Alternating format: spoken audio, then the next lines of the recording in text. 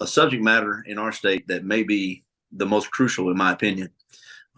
After doing my dissertation about placement characteristics for alternative education and understanding why students are being placed and how those programs are being utilized, it's very eye-opening to be reminded that our state is one of the top in the nation for adverse childhood experiences and trauma.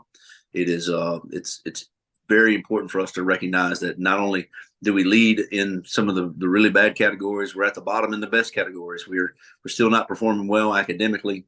And it's been my experience that through this program and instituting the 5 tenets of social emotional learning around the way that this has been designed has positively impacted students individually in their growth and academic performance, but also their behavioral and social performance.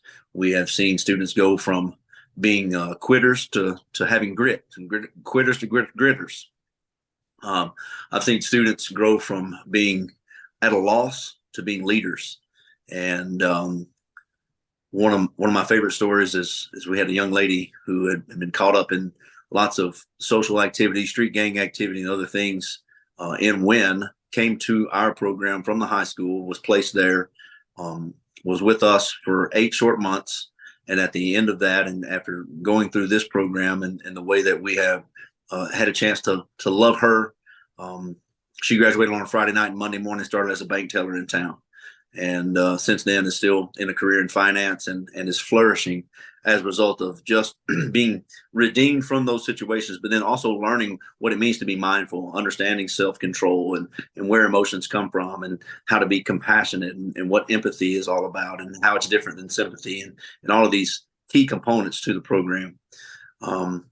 Maybe not most importantly, but very important to note, it's made me a better person. It's made me a better educator. It's transformed the relationship between staff and students for everybody that participates in this particular program.